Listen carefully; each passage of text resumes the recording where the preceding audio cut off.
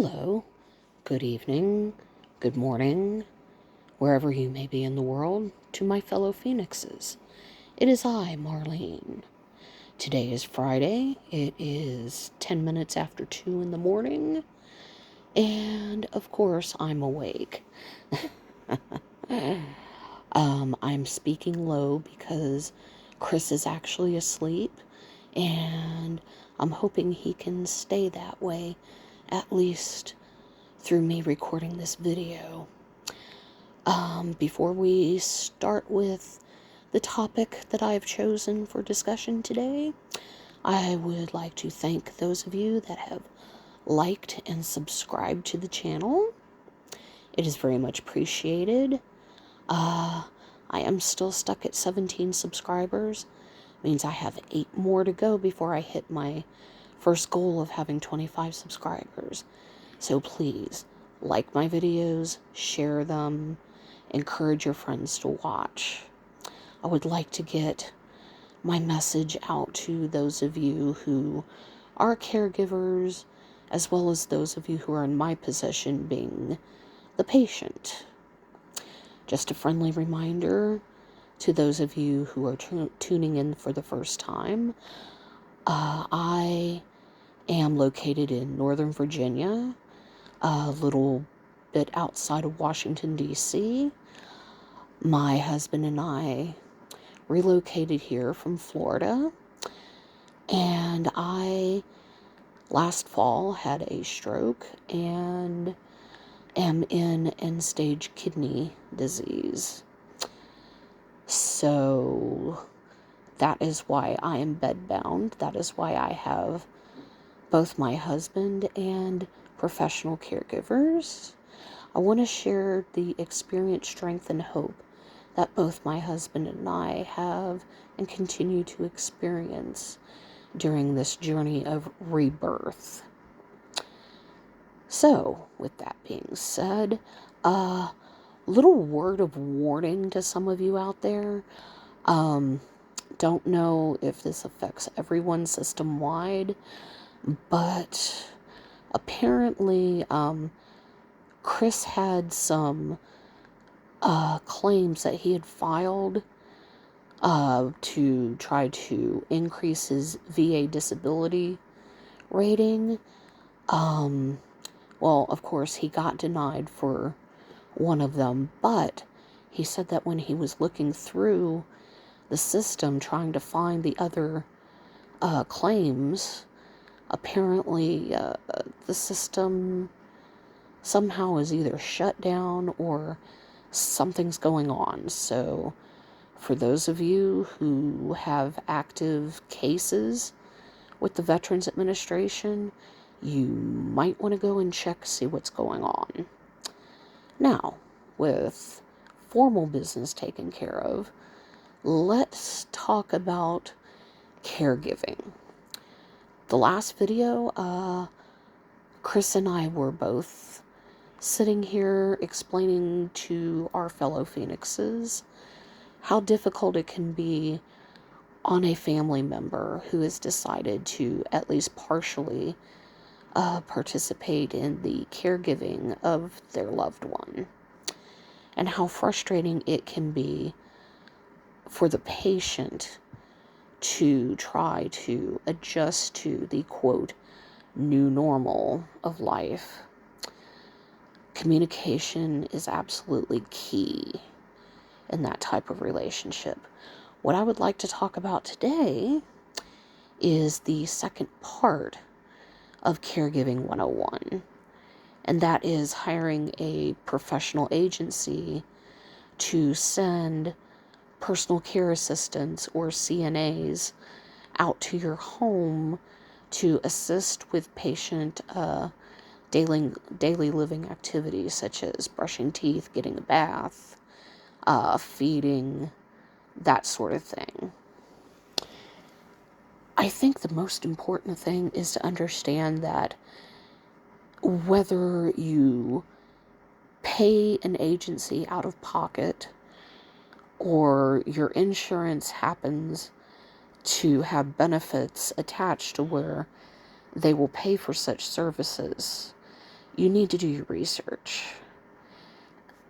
Your insurance case manager will have a list of approved agencies that the insurance company will work with.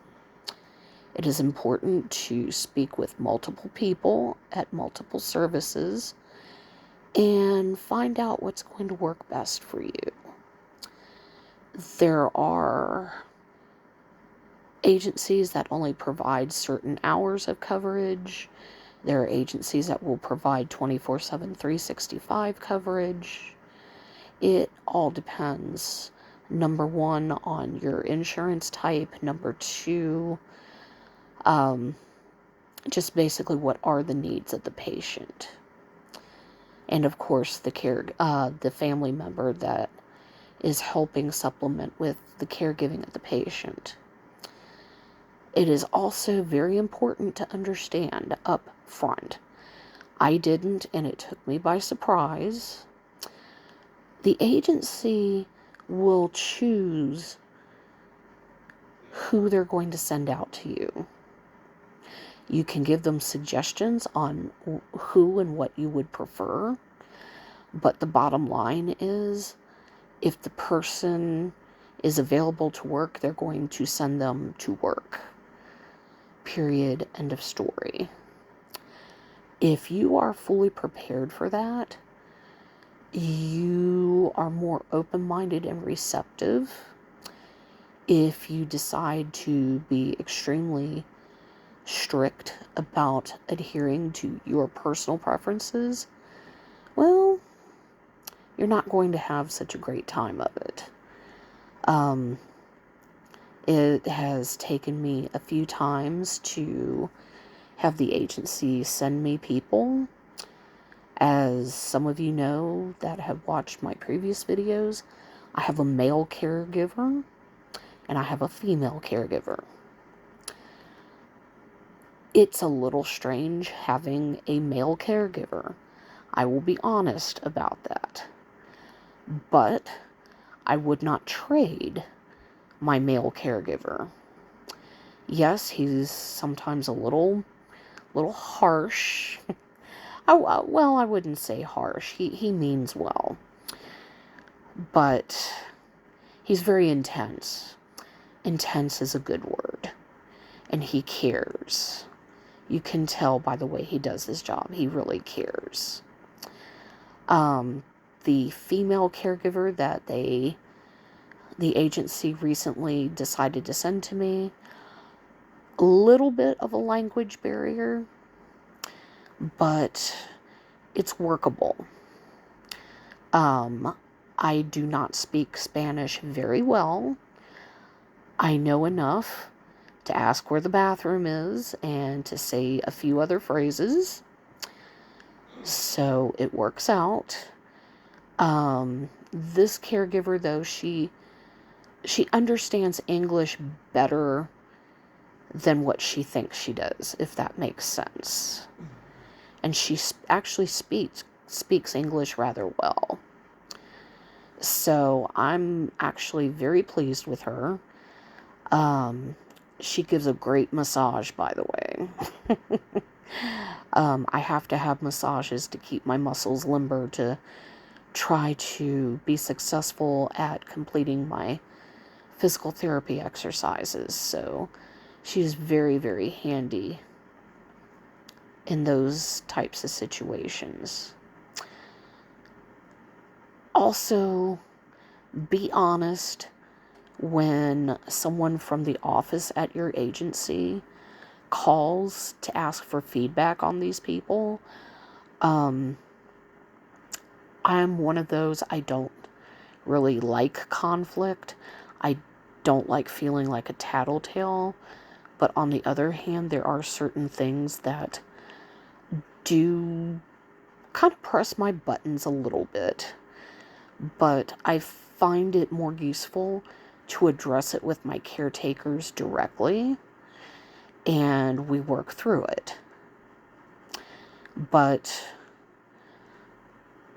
it is also important to make the agency aware of what's going on in your house. Um, Sometimes little small minor things can turn into major events. So, again, I stress communication is so very important, whether it's a loved one or a professional that is coming into your home to help you. You are the patient. You have rights. And if something is not going the way you feel it should, politely and respectfully voice your concerns. There's nothing to be gained by cussing, yelling, screaming, the whole 9 yards. Just sit that person down and say, hey, listen, I don't like A, B, and C. The reason why I don't like A, B, and C is 1, 2, 3. What can we do to reach a compromise to where everyone is happy? And that's my main thing. And it's funny too, because the agency that you decide to work with does have specific rules of conduct for the caregivers to adhere to. I differ with the agency on certain things. The only thing I care about is when I call my caregiver's name, that I hear some type of response. If you want to watch videos on your phone or read a book or do whatever it is you want to do after I've been taken care of, go for it. I don't care. The agency I work with happens to have a very dim view on that type of thinking. And it's something to where I've had to very politely remind the office manager, hey, my house, my rules. When you start paying my bills, you might get a say in what happens here. Otherwise, I am fine with it. Another rule that I think is absolutely ridiculous with some agencies is they tell the caregivers, do not eat or drink anything that belongs to the client. I'm sorry. I was born and raised in Mississippi. You come in my house, your family. Go get you a drink, get you a sandwich, or whatever the case may be. If Chris and I happen to order a pizza or something like that, you are more than welcome to have some with us. If you want to watch movies with us, or, if you want to talk about something, I mean, you're part of the family. You're giving care on a personal, intimate level. Therefore, at least in my opinion, I want to get to know you. I want to treat you like part of my family, because you are doing something for me that you don't have to do.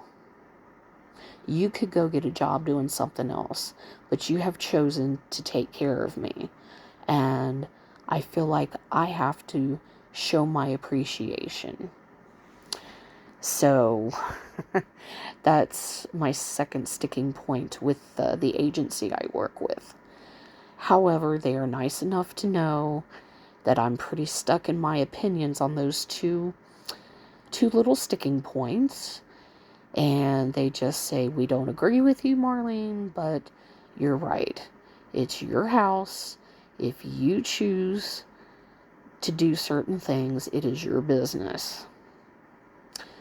So that is very, very refreshing. The biggest thing I can say besides communication with the agency is get to know your caregivers. Everybody has a story. Everybody has something they're dealing with. Be kind, be understanding, and if a caregiver makes a mistake, don't blow up and blow it out of proportion.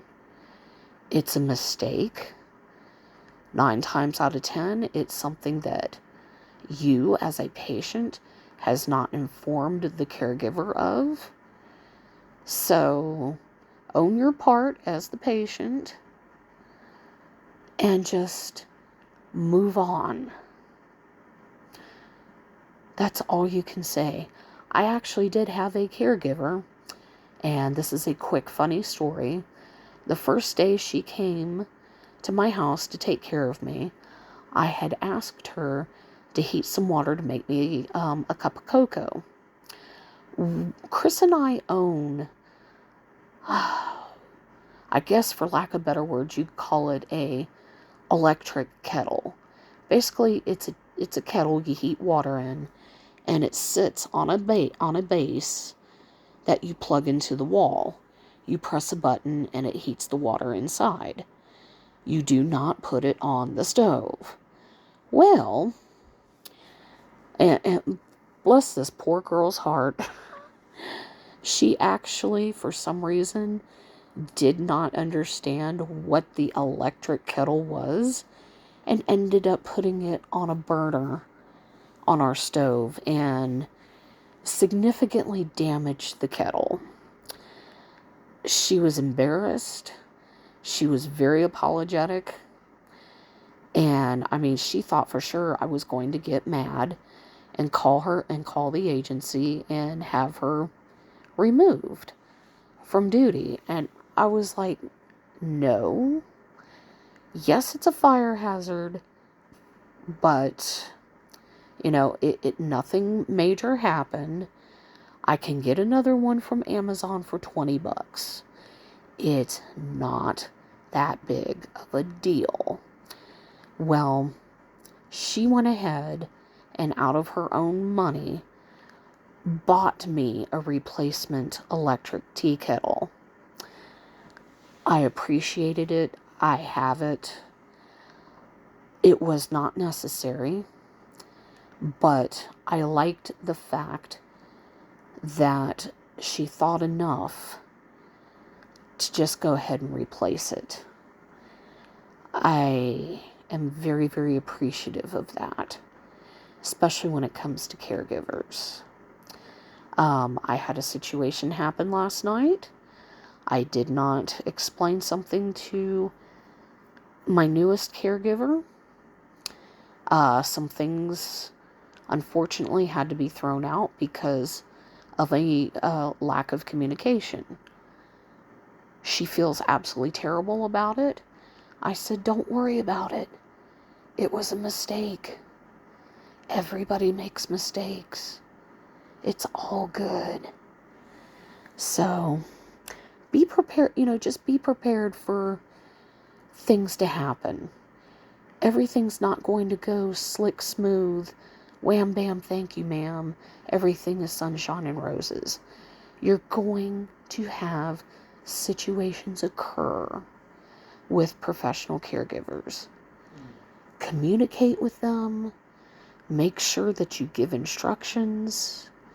I actually have a book that I have everybody write in about my vital signs, what they did for me, what happened, etc., etc.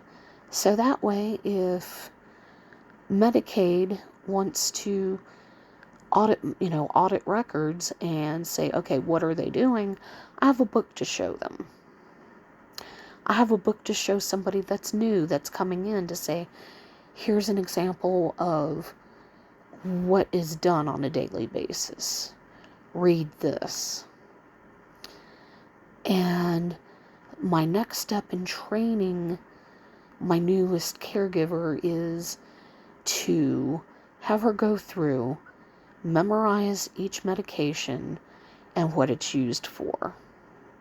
I've already started teaching her about blood pressure, what the numbers mean, what numbers are dangerous as far as my condition goes, and just testing, my oxygen saturation rate, the whole 9 yards. That's the other thing that I stress to all of you fellow Phoenixes. Be patient. Train your caregivers. That even goes for family members that are there for you. Not everybody knows everything. So take the time, swallow your pride, and just say, okay, I'm going to walk you through this. It's going to be okay.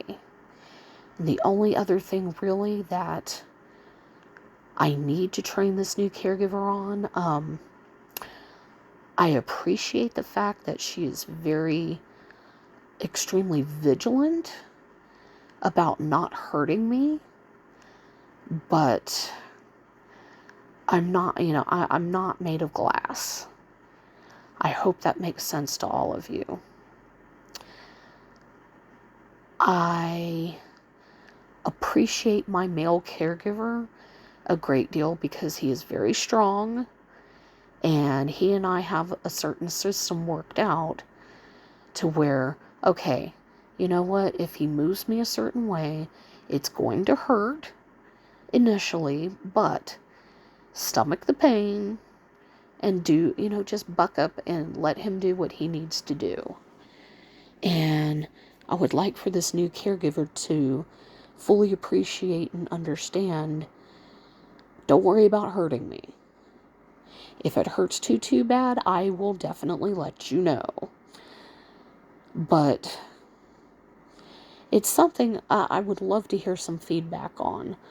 How would some of you approach that type of conversation? Would you just come right out and say, look, just pick me up and, do this, and this? Or would you gradually ease that caregiver into the situation and say, listen, you're not going to hurt me. It's okay to do such and such.